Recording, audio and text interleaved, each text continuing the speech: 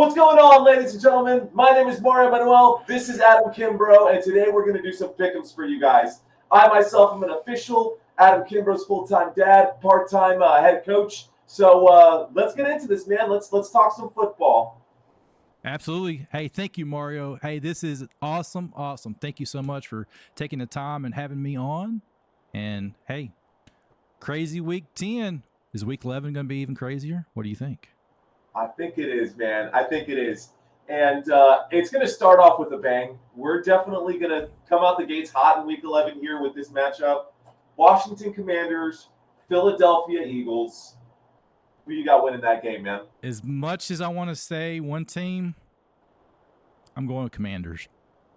Dude, I am too. I am too. Daniels all the way, baby. Oh, that's so tough, though, man. The defense. Here's the difference maker, though. I want to say the Commanders. I'm with you on the Commanders. Well, tell me why you like the Commanders. So, of course, you know, this is like this team. You made a video on them talking about them earlier in the year. I did. And I'm one of the doubters. I'm like, man, it's Commanders. They're going to be in dead last place. They're not going to have anything. And here they are. They're sitting at 7-3 at week 10, going into week 11. And I'm like, man, I was so wrong about them all season. And so I've picked against them. And Daniel is watching. I've watched 2 of his games this season. I was just blown away for a rookie quarterback to be able to step in and do what he's done. And even the defense. I can't name all the players. I'm still learning all the players on the Commanders team. But I just feel like that team is showing some grit. I watched them on a Thursday or Sunday night game a few weeks ago, and I was just blown away of how the team fought in and stayed in. The defense is phenomenal. Offense is putting up points. They're staying in games. Even games they lost, they didn't lose by a whole lot. So do you know who they were playing that one week? I can tell you. Let's see here.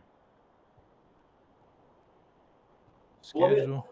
Let me tell you this. This is just the facts that I pulled from, and I know we just want to pick this first pick here really quick, but it's Thursday Night Football. It's the start of week 11. We'll run through the other ones pretty quickly, but Washington Commanders are ranked 8th in the NFL according to the NFL's website. Power rankings for this particular week. They are 3rd in points per game. They are 4th in yards per game. They're 4th in yards per play. They are 5th in third down efficiency. And so the offensive side of the football, they look great. But on the defensive side of the football, that's where we've got a problem. So if we look at the red zone efficiency for the Washington Commanders, they actually rank 30th in the NFL at keeping teams out of their paint, so to speak. So I think the Eagles are going to exploit that. While I do believe in the Washington Commanders offense to be able to put up points, I don't know that they can contain Jalen Hurts and Saquon Barkley. That is true, and I remember who they're playing now. It's dawned on me. The Baltimore Ravens. Oh, wow, yeah. They lost the game, but they lost by, 7 points. So it was a close game, and to me, Baltimore is probably one of your top teams in the league as far as talent. I think by far they have the most threat as far as an offensive potency of any team in the NFL right now. And for them to hold them within a touchdown, that's pretty impressive. Even though they're ranked lower in defense, but those stats, and they did lose to the Buccaneers week 1. I give it that. Baker Mayfield, he had all the talent at that time. He had Evans and all the guys. Everybody was healthy at week 1, so the Buccaneers are a banged up team this time of year. So yeah. And the Eagles are too. So so final answer. Who are you taking for the first game on that slate? Washington Commanders, Philadelphia Eagles. I'm going to rephrase. Yeah, I'm going to rephrase it. And I'm kind of rooting for the Commanders. I want to see them do well. Quinn, he was a Cowboys coach too, so yeah, true. So that's a hard loss there, but they're playing at home playing it away against the Eagles. I think the Eagles will take them. So the edge is to the Eagles for home field advantage. So I'm going to say Eagles. For this matchup. They will play again later in the season, but for this particular game, I like the Eagles too. I'm going to go with the Eagles. Just by walking through that together, I think we made the right choice, bro. I do. I like it. This is hey, if you guys like this style of content, drop us a thumbs up. Let us know what you think. Hell yeah. Absolutely. All right, man. Let's take a look. Okay, so that's game one. I think we're both on the same page with the Eagles. I'm wondering where it is that we're going to split, and you're going to stand on one side and I'll stand on the other. Absolutely. But let's get going. So the next game on the list is going to be the Baltimore Ravens and the Pittsburgh Steelers. That game is going to be an AFC North showdown. So we've had the NFC West or the NFC East for the first game, AFC North for the second game. These are two games. I will be covering both of these games this week and this weekend. Who do you got winning that one? Ravens. Okay. The Steelers have a great team. I mean, the stats, the spread, it's the total spread on this game is 47.5 points, Baltimore by 3. So it's going to be a close game. Steelers are not a pushover. Yeah, I think people are sleeping on how good the Steelers actually are. I know I was for a while, just because of like the Justin Fields thing and because of, Russell Wilson looking so bad with the Broncos. And now Russell Wilson looks great with Mike Tomlin's offense. Looks like the team is cooking now. So what do you think about him? Do you think that change in scenery was actually good for Russell Wilson? I mean, we've got a small sample size. So I could say, yes, look at where they are. They've got a winning record right now. But he hasn't played the whole season, right? He missed like the first handful of games with Justin Fields filling in for him. So we don't have the full sample size. But we can take a look at like how he's performed so far this season. I mean, Russell Wilson's stats haven't been off the charts by any means. So I've got some stats all the way back from week 8, and we don't have to really pull those up. But the Pittsburgh Steelers as a whole, I do have those stats readily available. And the Pittsburgh Steelers as a whole right now, like, they're ranked number 7 by the NFL as well, like the power rankings going into week 11. They're ranked the 7th best team in the league. Defense, up there. Offense also looks pretty good. There's nothing really that stands out too much that comes off as a red flag for me. But you're right, man. The Ravens are just so much better. I think when you've got Lamar Jackson and Derrick Henry running the football, there's nothing you can do. There's nothing you can do about that. They're number 1 in the NFL as far as like points per game on the ground, and they've got a double-headed monster back there. And then you can just sprinkle in Justice Hill, who can catch passes out of the backfield. And this team is elite. There's so many threats. Who do you stop? When you stop one, the other one's going to be free. Right. You can't see Henry is a beast, and watching. Hey guys, if you have not, please on YouTube go in there and search Derrick Henry in high school. His high school highlight tapes are phenomenal. It was a man playing with kids on the football field, and he is still doing that in the NFL. So he's a beast. He can be contained. But like you said, when you contain one, you're going to leave the other one open. Yeah, Mark Andrews then becomes open. Zay Flowers then becomes open. Rashad Bateman then becomes open, and it becomes a problem. Not only that, man, but like I also thought coming into this, like I knew Derrick Henry was obviously King Henry, and I thought he was going to do well. I didn't think he was going to do this well. I mean, Derrick Henry's... He's on pace for a 2,000-yard season. Yeah, he's pretty sure he's number 1 in the NFL as far as rushing yards per game, and he's not number 1 in carries. So yeah, that's pretty intense. Actually, he is number 1 in carries. So check that out. 184 really? carries. Yeah, 184 carries throughout the season. 1,120 rushing yards. First in the NFL in carries. First in the NFL in rushing yards. He has 12 rushing touchdowns. He's first in the NFL there. I mean, will he be the first in NFL history to have a 2,000-yard season? He's I on don't pace. see why not. Yeah, I don't see why not. It's never been done before, and this guy is on pace to do it. Well, luckily for Derrick Henry, the NFL did add an extra week to the schedule, so he does get an extra game to try That to is get that true. mark. So, but that's not to diminish, right, the accomplishment that he's had there. You go But back across the great running backs that have all done it once, and they never was able to do it again. So, I mean, it's a hard feat in general. Derrick Henry is one of those guys who could do it again. Like, for example, Tony Dorsett was for a couple decades the only player in NFL history to run for a 99-yard touchdown run or a 99-yard play. The only player in NFL history besides Tony Dorsett of the Dallas Cowboys to do that was Derrick Henry with the Tennessee Titans. So, like, the dude is remarkable. Like, just, anyways, I think I'm with you, man, for sure. Baltimore Ravens over Pittsburgh Steelers.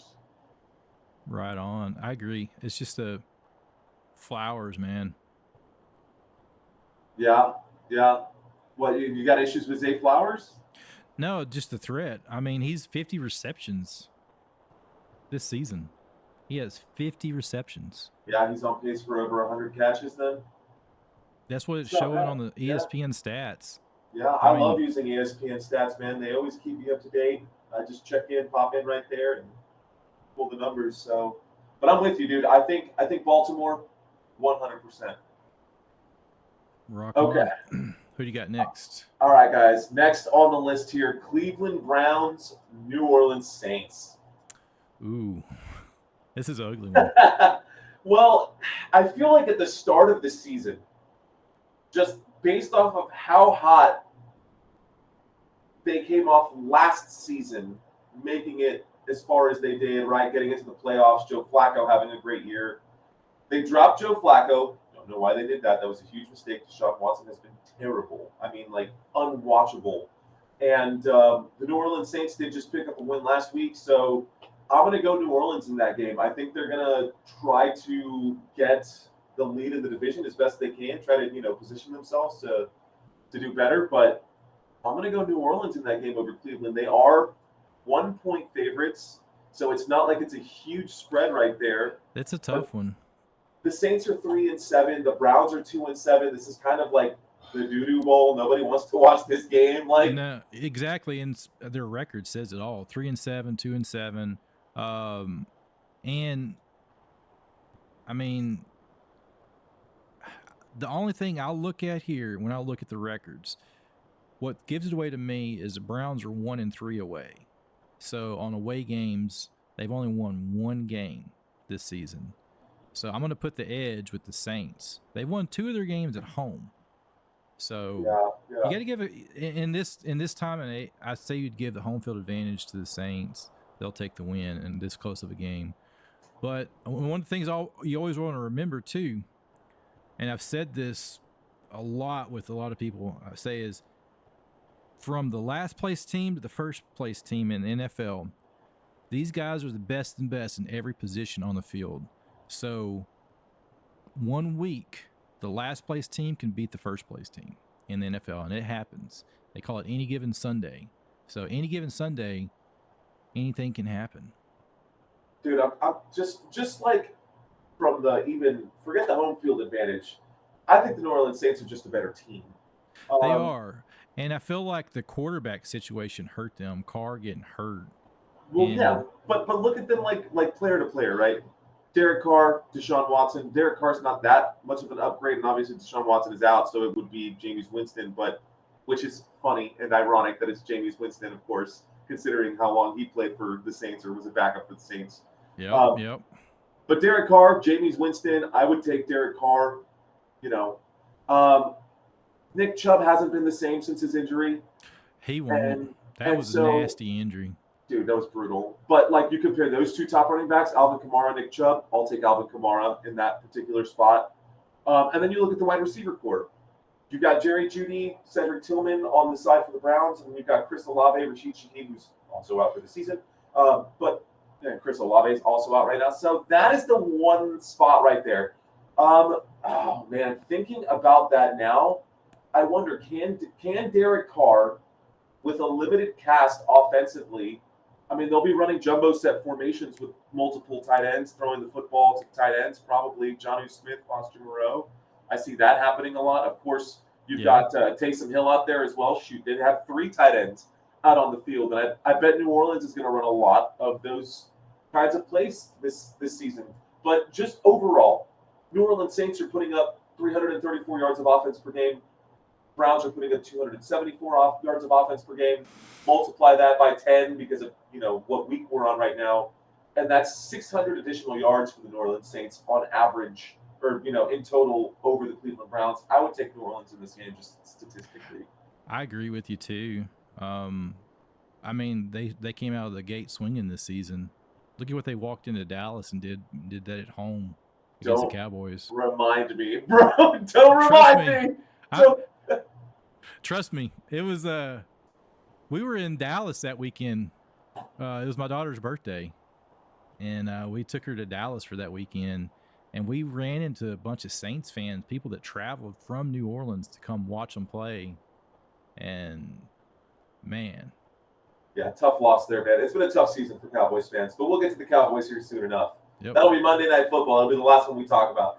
All right, next game on the list, man. I've got another divisional matchup: Green Bay Packers, Chicago Bears. Oh, this is a rivalry game too. This to me has Green Bay wins, upset Chicago written all over it. Not that it would even be an upset for Chicago because Green Bay are 5-point favorites coming into this game. If Green Bay does not win by at least a touchdown against, and you can look at the stats and say one thing about the Chicago Bears, the eye test tells me that Caleb Williams is not good. Just watching him play, passes are completely inaccurate. Passes are uncatchable. He's constantly running for his life. He's constantly on the ground.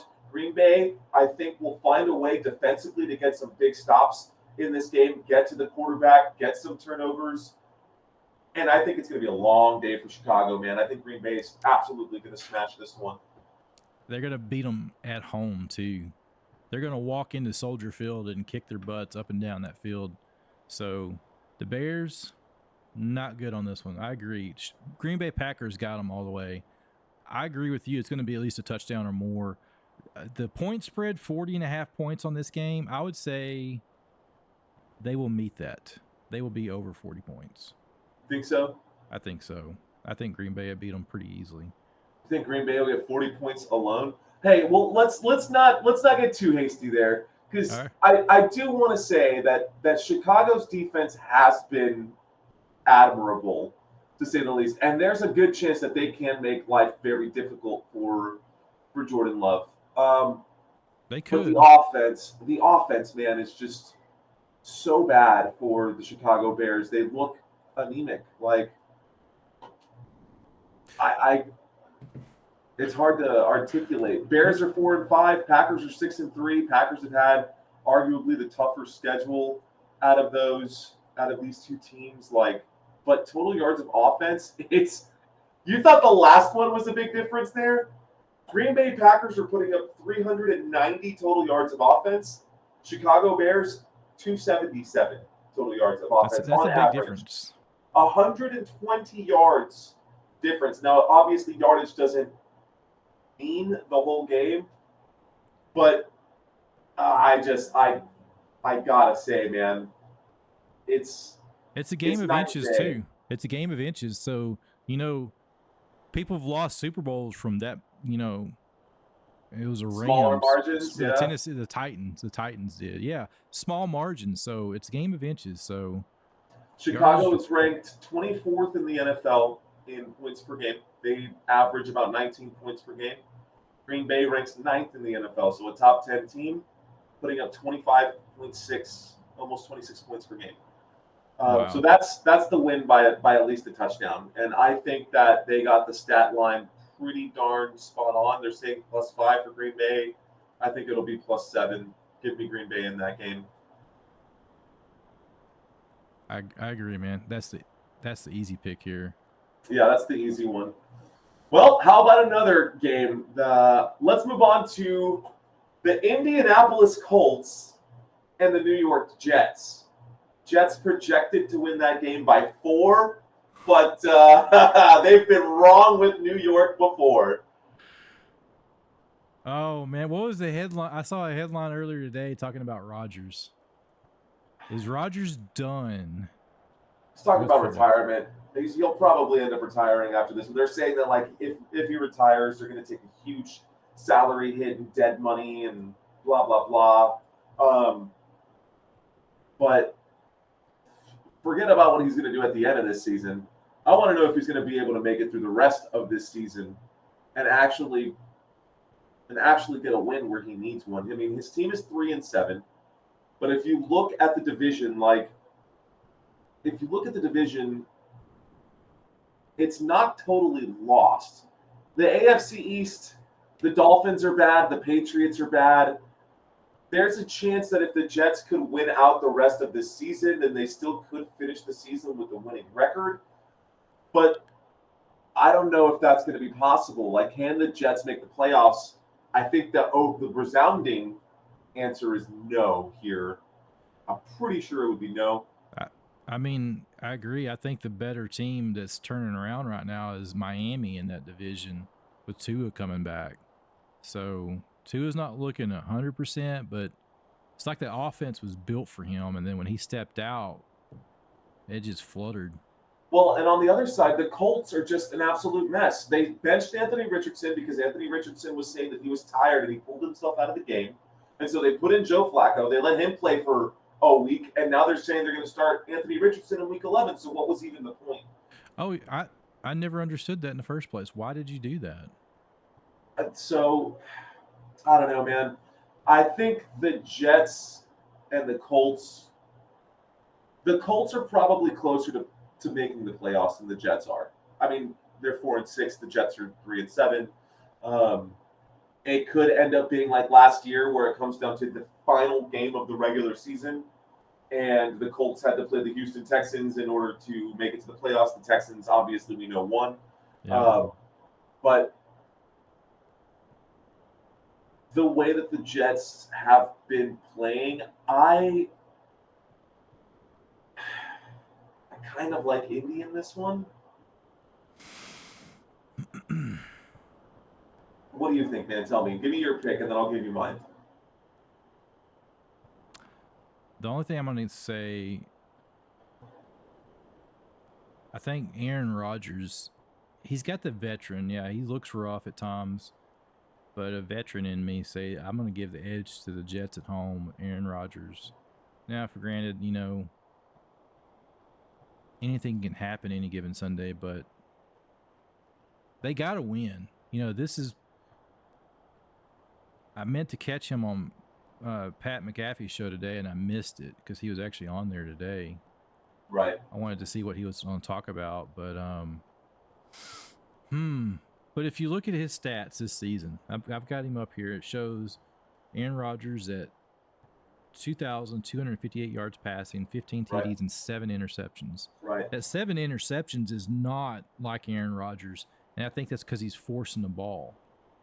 Yeah, before he would just throw it away. He was really good at throwing the football away and getting rid of it. It would bring down his completion percentage, but his interceptions, he would always finish the year, single digit interceptions. He's on pace for double digit interceptions this season. So and he's probably going to get it too.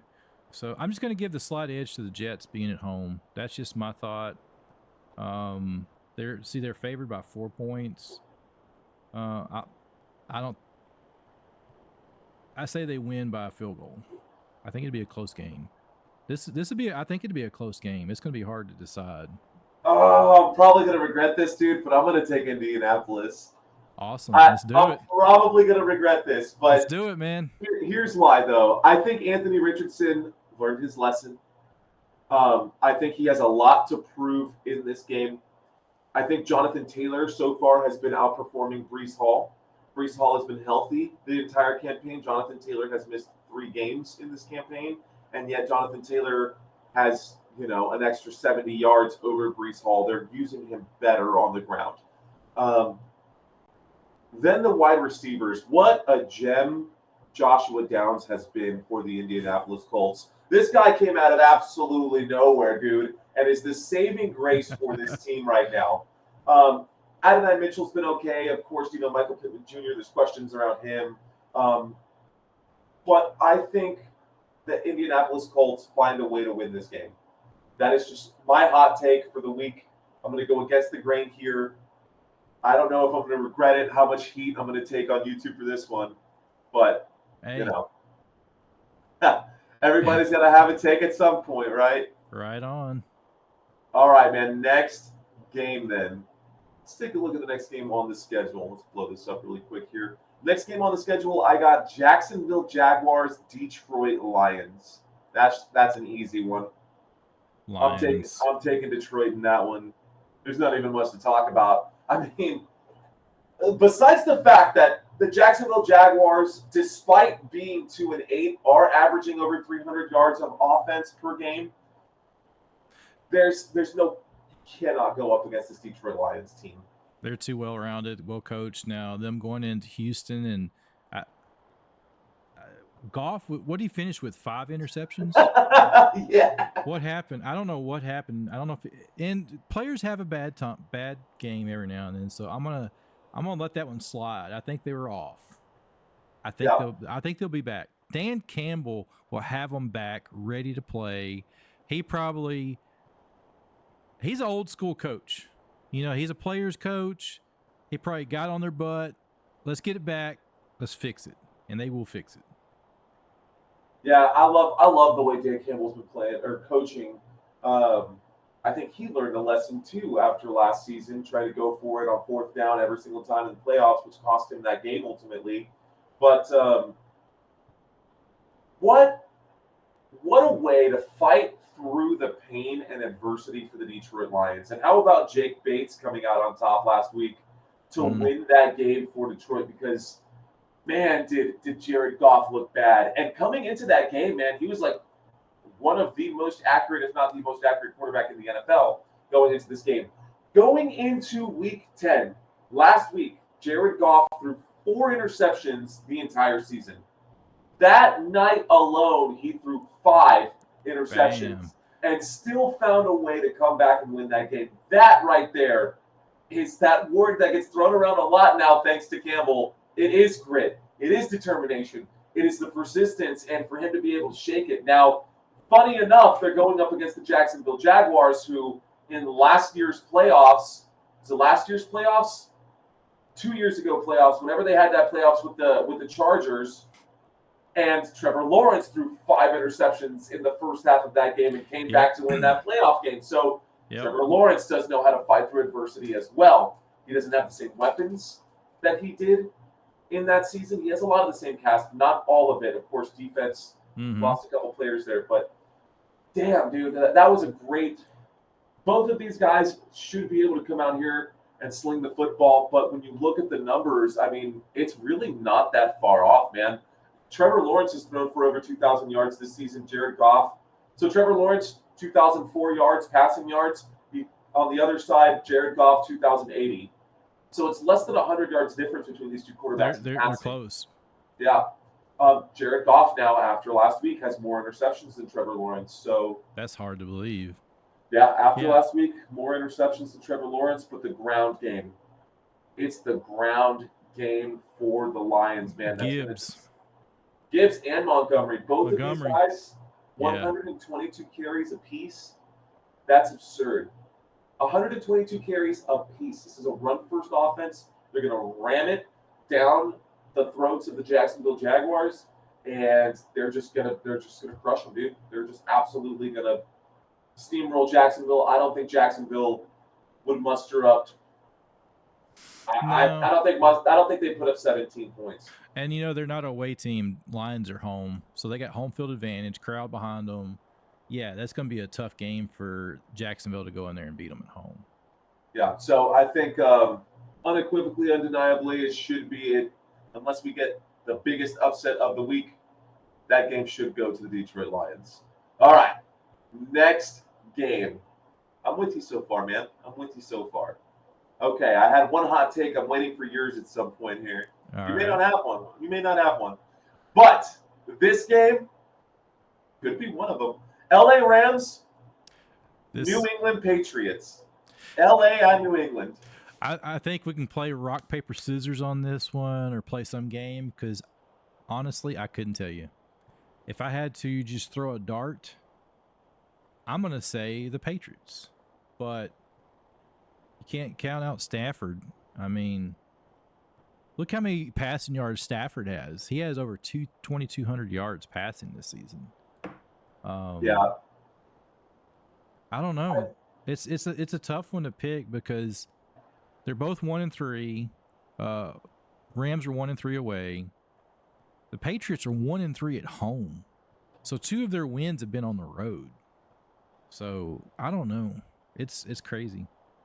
Well, the last 4 games for the New England Patriots, they've split them. So they're 2 wins, 2 losses.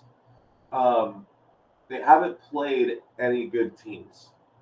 The LA Rams, I would say out of the last 4 games, probably have the best offense that New England has played, gosh, in a while. Like the last 5 games for New England has been Chicago, Tennessee, New York Jets, Jacksonville Jaguars, Miami Dolphins without Tua. So they haven't really played anybody good. Of course they were going to lose to the San Francisco 49ers. I mean, they did beat one team this season that was worth their salt. That was the Cincinnati Bengals. Cincinnati Bengals came out of the gates a little slow. Very slow. They were 0-3. But man, I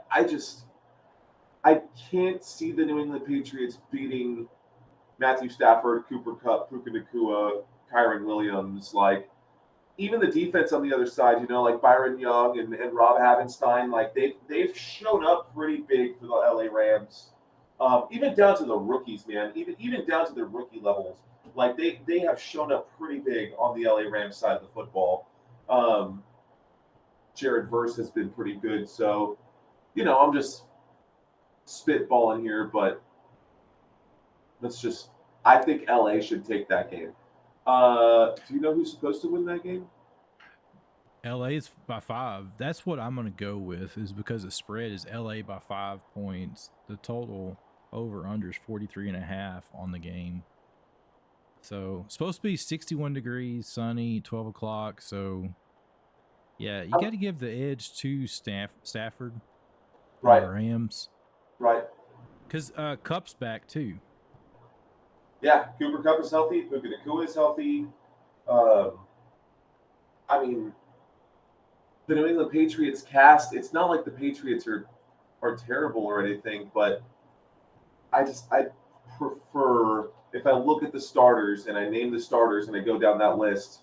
There's just a lot more household names, and of course, names can lie. But there are injuries on the defensive side of the football here for the New England Patriots as well. Like, there's a lot of questionable tags. I'm looking at their list right now. They have a lot of questionables around players who were already arguably questionable talent, and now you've got them questionable to perform. I'm giving it to the Rams. So that's just me. No offense, Patriots fans who are watching this. Sorry, guys. I think LA is going to win in Week 11. Yeah, I agree with you. I think LA's got this one in Foxborough. Yeah, I'm with you. All right, cool. Next one. Ha! This one could be interesting. The Las Vegas Raiders at Miami Dolphins. Dolphins. Dolphins? You said that pretty confidently. Yeah. Tua's back, so I mean, I don't know. The Raiders. It seems like okay. You go back and Antonio Pierce. He's had some issues with the team. He's had. He's kind of talking about his players. He's not. He wouldn't come out and say which players when they went in there to Baltimore. Was it Baltimore? I think they played Baltimore, and he came out after a press conference talking about guys making business decisions in the game. So when he throws his guys out, I feel like his players have honestly quit on him. Because to me, in NFL, when you have a coach like Dan Campbell, a leader, and a guy that's sitting there with the team that stands out, look at their record shows for it. And then you go over to, I know it's another subject, but then you go over and look at the Dallas Cowboys, Mike McCartney. A lot of players don't like him. So it's one of these things where you have a good coach, good foundation, teams will perform. I kind of feel that way for the Raiders. They don't have that good foundation. So it's 2-7. Yeah, their whole Dolphins- organization. I'm with you on that. Yeah. And the Dolphins actually have that. Even though they're 3-6, their coach, their players, they're all there together. It seems like they're one team, and you don't hear the guys stepping out. There's probably are some, but they seem to be one unit. So I'm going to give the edge to the Dolphins at home by 7, like the spread has it. Yeah, I think that's a fair assessment. I don't want to go out on a limb here. They're saying Gardner Minshew is going to get the start this week for the Las Vegas Raiders, but they have no running game. It's Alexander Mattison, Zamir White, Amir Abdullah. Like, come on, man. That's awful. And nobody on that squad has over 100 carries. Nobody there has been very productive, honestly. I mean, I guess Alexander Mattison maybe a little bit, but the best thing coming out of Las Vegas right now is Brock Bowers, their rookie tight end. Brock Bowers has been cursed by being put into the black hole. At once upon a time, the Las Vegas Raiders, before they were in Las Vegas, but the Raiders used to be, a mean-looking team that, like, you see those guys wearing the black with the spikes and all that stuff, and you're like, dang, I'm going to stay away from those guys. Those guys are rowdy looking. Now they look more like just like the sad emo kids who can't, like, they're a little pathetic looking, man. No offense again to Raiders fans. I'm sorry. A little offense. Just take a little offense. But how do you let Devontae Adams go? How do you let Josh Jacobs go? Those were your answers to this season, to having success this season, and you let both of those options walk out on you. That speaks volumes in and of itself. Now on the other side, if Tua goes down, which I hope and I pray that he does not, but his health and his condition, those concussions, I always thought that Tyreek Hill's availability and Tyreek Hill's production would be directly correlated to Tua, and I was right. As soon as he went down this season, I drafted Tyreek Hill first round in my fantasy drafts, and I have not been happy with that pick. And it's nothing against Tyreek Hill. It all has to do with the man passing the football. So Huntley is out there. That's not going to be successful, but I like it, man. I really do. I do think that the Miami Dolphins are gonna run away with this one too. So I'm with you on that. You always say they always say a left-handed quarterback to a right-handed quarterback. They have a different spiral or different look from the ball. So you got to wonder if changing a right-handed quarterback to a left-handed quarterback mid-season has effect on receivers. You got to think it does affect that. I don't know if really. I've heard people say it doesn't affect anything, but me, I played football and we had some guys that played left-handed quarterback. The pass comes off different. Catching it's a little bit different, so it's a slight difference. And these are professionals; they should be able to catch it. But I mean, you're throwing them off something that they're used to, a routine. I mean, it goes deeper than that, dude. These guys, Tyler Huntley's throwing passes that are 4 yards over the head of his receivers, spiral or not, man. It's without Tua. I think Dolphins this offseason, for this week, Dolphins win. For this season, Dolphins are, in my opinion, they're already too far behind. It's too far gone. The division is going to go to the Buffalo Bills. It always was, but the Buffalo Bills, we'll talk about them in a second. They've got a really big matchup coming on. They got to look for a quarterback this offseason. Otherwise, these concussions, I mean, it's the writing's on the wall. Okay. Absolutely. Next teams. This one, up until last week, I would have confidently said Minnesota, but it's Minnesota versus the Tennessee Titans at Tennessee. Tennessee are 6-point underdogs. I'm still going to take Minnesota in this game.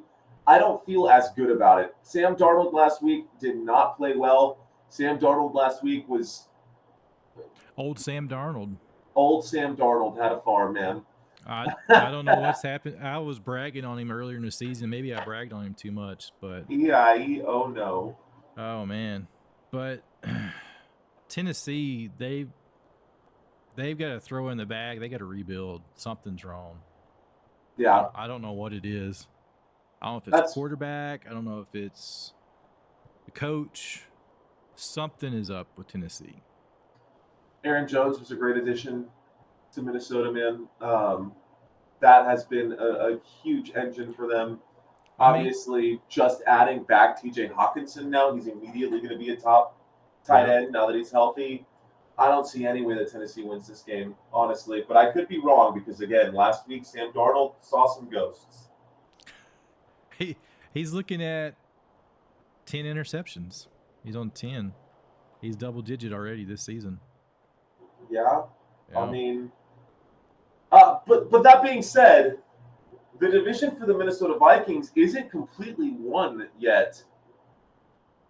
I know they're in the lead right now at 7-2, but the Detroit Lions are at 8-1, right? So Minnesota's still fighting to get ahead there. If they lose this game, they slip, and then Green Bay can slide in right there. This might be the division that ends up with two in the NFC, with two players or two teams from that division, even possibly three teams from that division. We saw it. We've seen it before. I think it was 2021, where the NFC East had the Dallas Cowboys. The year that Daniels wasn't terrible, or Daniel Jones wasn't terrible. But yeah, we had the Cowboys, the Eagles, and the Giants in the playoffs. There's a good chance that we could see Minnesota, Green Bay, and the Detroit Lions in the playoffs this season. I believe that. So I think the NFC North is probably, you're right, one of the stronger divisions.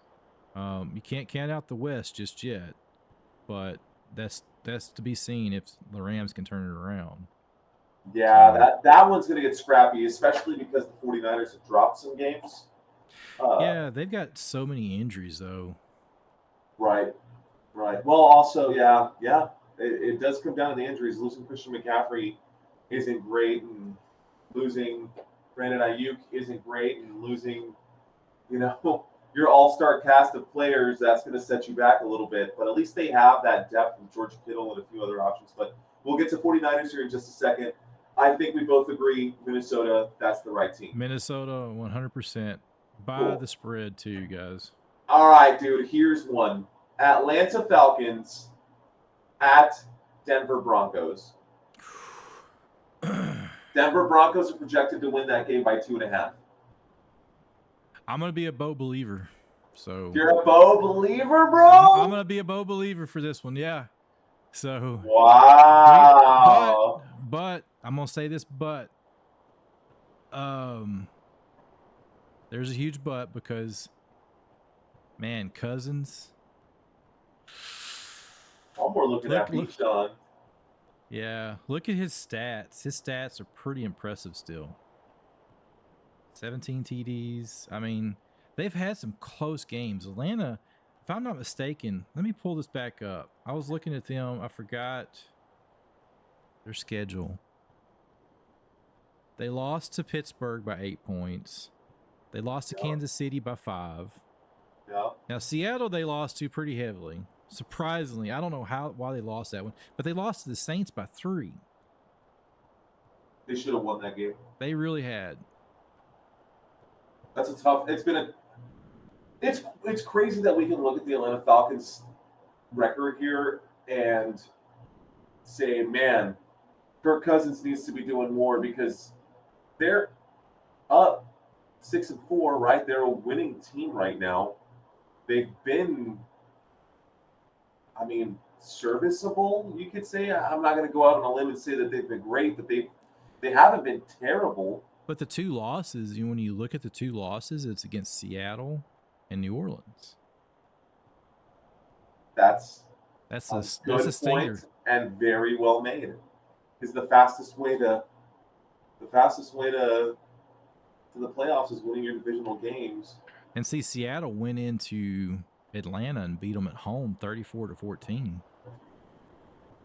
But the Falcons are 6-4. The Buccaneers are 4-6. The Panthers are 3-7. The Saints are 3-7. Yeah, it's a tough one. Denver's 2.5 points, so that's less than a field goal. So Yeah, and that's what they lost by against the Chiefs. Less than a field goal. I mean, that blocked how kick. in the Oh world? my gosh, dude. Do, That must have been Broncos so fans, I brutal. feel sorry for them on that one. Man, I'm surprised the guys didn't throw their TV out the house. Yep. And that's gonna be a 3:05 game Central Standard Time. So probably not a whole lot of people watching that game, but this is a big game I think for Atlanta. Atlanta's gonna really need this one. And the Denver Broncos still have hope, man. I mean they're 5-5. Sean Payton having come off the couch last season to come in and start coaching this team, and looks like they found some systems, and it looks like he's found a yes man in Bo Nix who will do what he's asking for him instead of having someone like Russell Wilson who has won a Super Bowl and already has his style of playing in. Like he can Mm-hmm. mold Bo Nix to be what he wants him to be. So this game may come down to coaching. I mean, Raheem Morris on the other side. Uh, we'll see. We'll see how this one goes. I'm gonna. I'll let you stay on the Denver side. I will go with the Atlanta Falcons on this one. Um, I know the Denver Broncos defense is really, really good, but something tells me that Atlanta is going to find a way to win this one. This is secretly um, probably one of the better games of the week, in my opinion. This has a potential being a good game, really good game. Just as long as turnovers don't hurt them, either team. Right, right. Who can control the football and protect the football in this game? Cool. All right, next one here. Let's take a look. A divisional showdown here. NFC West, Seattle Seahawks, San Francisco 49ers.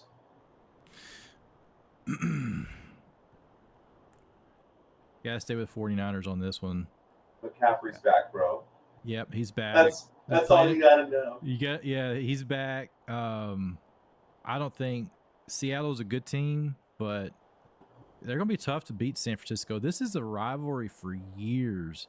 And what was the stats on it? I remember reading the stats a while back. I think San Francisco is owning them in the stats because they beat them 36-24 in Seattle. So you'd think that'd be a repeat, if not worse, because, like you said, McCaffrey's back. Well,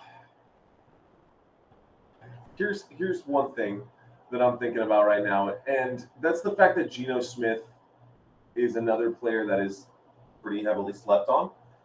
Geno Smith does have 2,560 passing yards, which is good for fourth most passing yards in the NFL. Um, they have played pretty decent teams.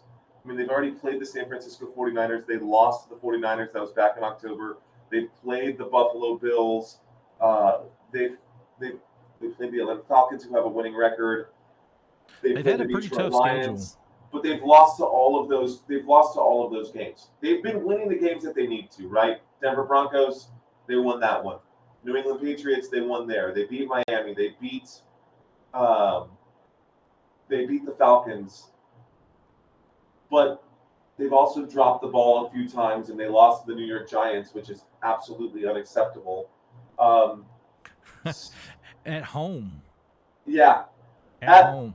At home, they lost to. Oh gosh, just saying that out loud is. Yeah. But out of that, you look at their schedule.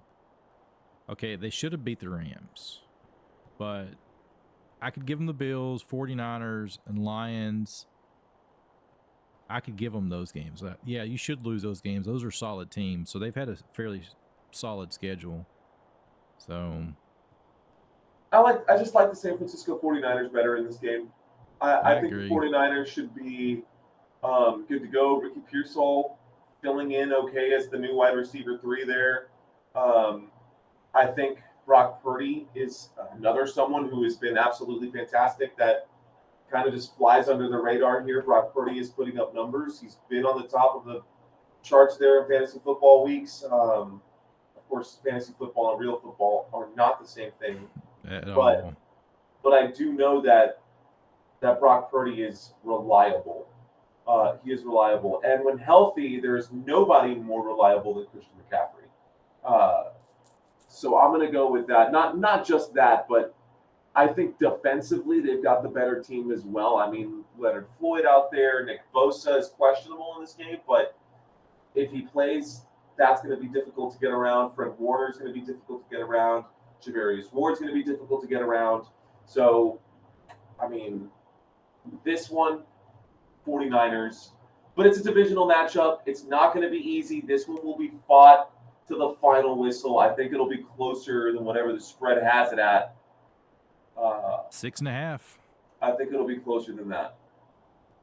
Maybe I'm wrong, but I'm going to give the 49ers edge by 7. I'm just going to say they're going to cover the spread. cool. I think they'll win by a touchdown, but All right, let's move on then. mhm. There's 2 games this week that I have circled. This is the next game I'm going to be covering on the channel, and it's Kansas City Chiefs at Buffalo Bills. Dude, this is a tough one. Can Buffalo go in there and say, you know what, defending Super Bowl champs, it's time to lose? Or I'm not one of those, because I'm going to say it this way, and you can ask some of my coworkers. I talk about it. The Chiefs have not been playing good football.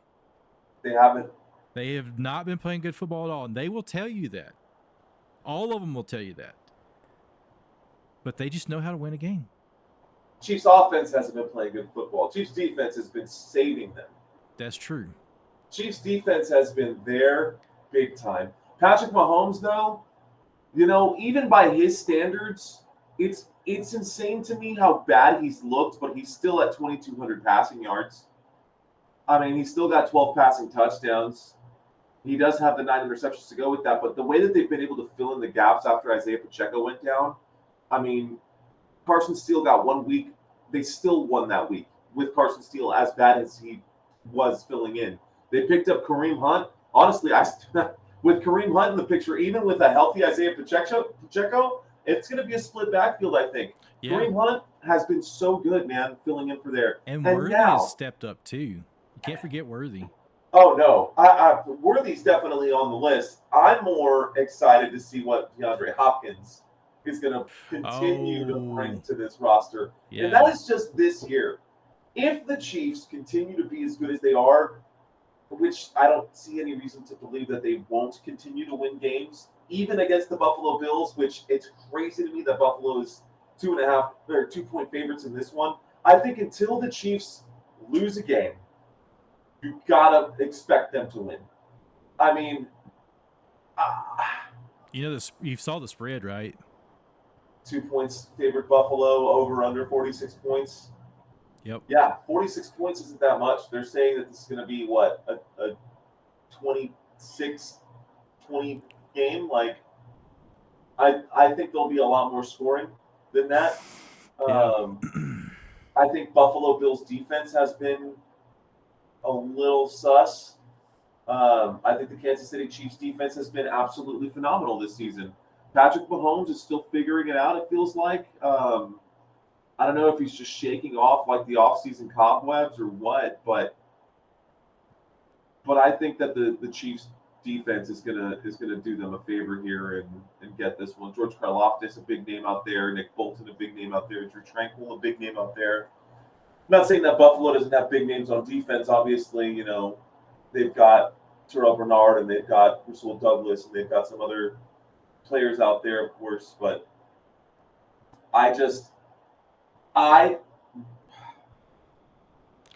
going with Kansas City. I'm going to take Kansas City in that game. An upset for Buffalo. I think the Chiefs have a lot to play for because if they win that game and they go 10-0, they're locked up in the division. They cannot, like, they will make playoffs no matter what if they win this game. Yeah. And this would also give them a chance to be the number 1 seed in the AFC. This is a conference game. It's not a divisional game, but it's still a conference game. And this one means something. You made a good point. Chiefs have only allowed 161 points this season. Defense is insane, dude. That defense is so good. And there's one team that's done better than them. That's the Chargers. Have only allowed 118 points. How about Harbaugh? That's actually the next game on this list that I have. Yeah. So if you look at that, and then you look at the points for the Buffalo Bills, points that they've fielded is 290, which is a lot. Which is ironically, it's up there with the Ravens. It looks like the Ravens are leading with 318, and Buffalo's in second. So Buffalo's in second. They're probably middle of the range as points allowed. So their differential is a 97. That's tough, but the Chiefs are sitting at a differential of 58. So they're not scoring a lot, but their defense is keeping them in those games, just like what you said. And that shows you with the stats. If you dive into the stats, it shows you that. But I'm with you. Chiefs all the way. You got to stick with them until they burn you. Andy Reid, Patrick Mahomes. I feel like Patrick Mahomes is just a quarterback that's going to get in there, and he's got the dad bod thing going. He's pissed off. Him and Kelsey have their houses broken into within 48 hours while they're away playing a game, and got their houses robbed for over $20,000 this past week. That to them is like nothing, bro. To them it's like nothing, but I'm still sure they're pissed off about it. Wouldn't you be mad? Yeah, it's not even that. Someone breaking into your house is kind of a... So I'm wondering if they're going in, they're going to have a edge on them. I feel like the Chiefs are the team to beat right now still. And playing sloppy football, they're going to go in there, and Andy Reid, they're just going to find those ways to win the game. And not just that, man. Amari Cooper's coming in questionable, right? Khalil Shakir, he's been okay all season, but he hasn't been great. Keon Coleman is out. I didn't think he was going to be a great running back or a great wide receiver either way. I didn't think he was going to be a great wide receiver. I have a short on Keon Coleman, where I said, why would you trade down? They could have had Xavier Worthy. Yeah, they could have. They traded down and then ended up with Keon Coleman. Okay, sure, whatever. That was their decision there. Dalton Kincaid is questionable coming into the game, and their right tackle, Spencer Brown, is questionable coming into the game. Their whole right tackle side is a liability right now. Like, literally everyone outside of Spencer Brown is either out or on IR on the right tackle there.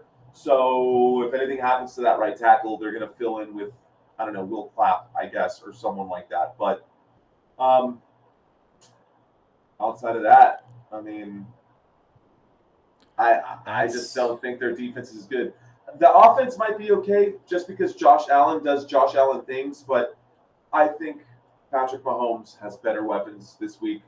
I think Patrick Mahomes is going to win this game. Yep, I agree. Even though Buffalo's up. Yep. I got two more for us. Let's go to the second to last. Yep. It is the LA Chargers and the Cincinnati Bengals. I'm gonna go. Man, this is a tough one. That's a good one too. I'm telling you, man, week 10 was rough on me on my pick'ems. So week 11 is gonna be tough. 7:20 Central Standard Time. Primetime in LA. Primetime game in LA. The final game of Sunday night football. Dome stadium, no weather issues. Part of me wants to say Burrow. Part of me wants to go in there and say Burrow. He's 2,600 yards passing, 24 TDs, 4 interceptions. What's been losing on these games, you say, right? That's what I say. When you look at the team comparisons, okay, Bengals, they start off 0-3. They lost to the Patriots, the Chiefs, Commanders. Patriots, but Chiefs and Commanders, I understand that. They beat the Panthers. They lost to the Ravens. You expect that one. They lost to the Eagles. Expect that. Lost to the Ravens. Well, here's my thought on this, man. I think the Bengals are kind of like the Cowboys, where it's a lot of empty calories and a lot of puffery, but they can't find ways to win games. How is it possible that Joe Burrow can go out there and Jamar Chase can go out there and put up 55 fantasy points? They can score 5 touchdowns on the arm of Joe Burrow and still lose a divisional game. Like, how is it possible that the Bengals have, like, they're on the cusp of missing the playoffs despite being one of the better teams in the NFL, at least on paper? I mean, losing Joe Mixon shouldn't have affected them that much. And on the defensive side of the football, I mean, there aren't really any household names on that side of the football that you would think would be huge. Now, that being said, the LA Chargers are also completely gutted, but J.K. Dobbins has filled in like an absolute beast. The new head coach situation there, and Harbaugh has been a blessing for them. Matt McConkey as the rookie showing up, Joshua Palmer and Quentin Johnston stepping up where they're supposed to, and all of a sudden the LA Chargers are 6-3 in this division. And if they lose, that opens the door for the Denver Broncos to come in and start closing that gap. But man, I think the Chargers win that one. I'm going to go with LA. So the one stat to look at that's eye-opener for me, the points fielded for the Cincinnati Bengals is 262 points they fielded. Or points allowed. 262 points fielded, 270. They've scored 270 and they've allowed 262. That's terrible. So they have 0 defense. Then you go over to the Chargers. Chargers have only put up 186 points, but their defense is saving them here. Yep. Are they going to be enough to go in there and slow down the Cincinnati Bengals? My edge, since we know that Cincinnati can put up a lot of points, I'm going to say Cincinnati is going to go in there and beat the Chargers. That's just my guess. But Harbaugh and company, if anybody can beat them, they can, because he can shut them down. Khalil Mack's a bad dude, man. Khalil Mack's a bad dude. He is. They probably have the better defense, ironically, but their record doesn't show it. I think it's crazy that, like, the Chargers were completely decimated this season. They're still second. Yeah, but they lost Keenan Allen. They lost Mike Williams. They lost Gerald Everett. They lost Austin Eckler. They lost the entire team. Asante Samuel. And now they lost their head coach too. Yeah. And they're completely fine. Like, no issues found. By the way, this game is projected to put up more points than the last game with the Buffalo Bills and the Kansas City Chiefs. I don't know if that was the last game, but either way, this game is projected to put up more points. 48 points. 48. So I'm going to say Bengals by 3. You're going to say Bengals by 3? Bengals by 3. And you said the Chargers? Yeah, I think I'm going to take the Chargers, man. For sure. Bud Dupree is out there. Morgan Fox is out there. Khalil Mack is out there. Joey Bosa is out there.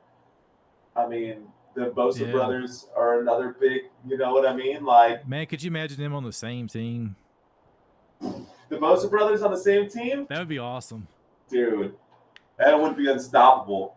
Oh. You couldn't get – that's an immovable object. What happens when an unstoppable object beats an immovable force, or unstoppable force beats an immovable – whatever, words, metaphors. Point is, you're taking Bengals. I'm taking Chargers.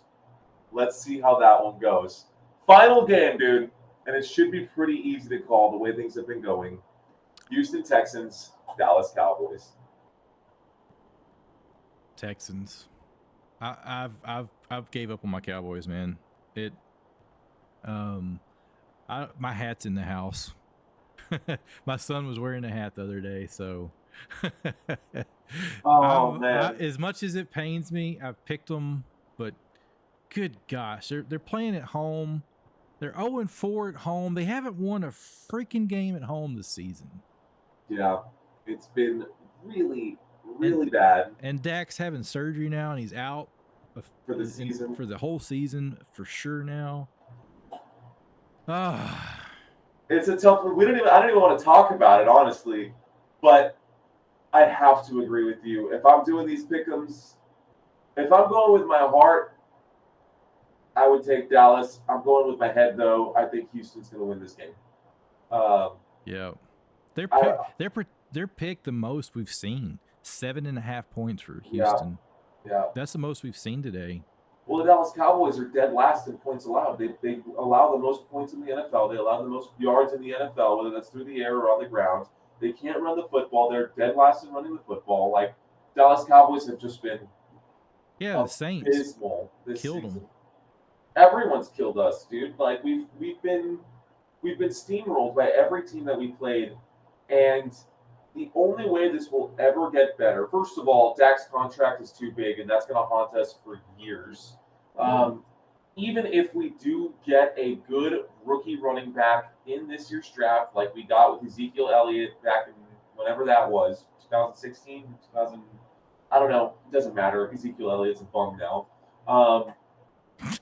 It's just it's true. He's been awful, bro. He's been terrible. I don't know. We could have had Derrick Henry. You know, Dak's agent and Derrick Henry have the same freaking agent. You mean to tell me that conversation didn't happen? I find that so stinking hard. Oh yeah, I think it's Jerry Jones thinking that he is the greatest negotiator is the funniest thing that I've.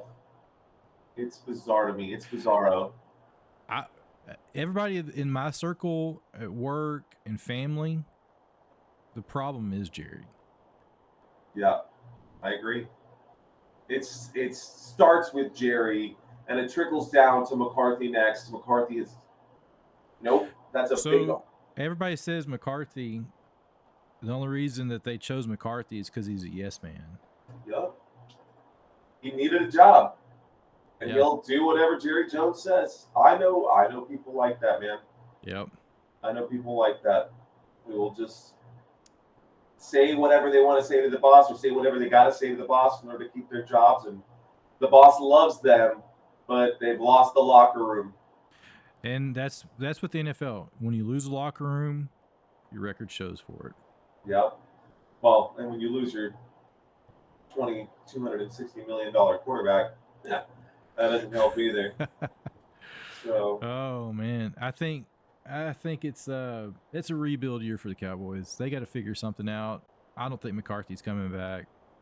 It would be best interest for them to find another coach. Maybe a Belichick's on the market. I don't know. So. I mean, I don't think Belichick would go in there though. I really don't. Should have let Dan Quinn go. Should have paid Dan Quinn too, because Cowboys putting up or giving up the amount of yards and points that they're giving up, that's a problem. Arm tackles look weak. I mean, the fact that they're just doing arm tackles, you're not going to bring down the elite running backs in the league. The elite running backs in this division doing that. I mean, no. So I'm taking the Houston Texans final answer. That's not even a difficult one for me to say. I'm covering that game, even though I'm a Cowboys fan. I have a special place in my heart for the Houston Texans. So. Texas teams, man, we got to stay with them. Got to stick with them. So, anyways, that is all the time I have for today, Adam. All right, man. Well, hey, this is fun. Dude.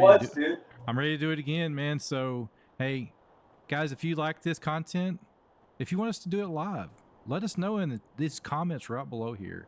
Tell us you want us to do it live. Hey, we may do it live one time. So, let us know what you think. Let us know your picks, who you pick, and what you disagree with us. So yeah, we'll have our picks posted for you guys here somewhere on this video screen right here, right now.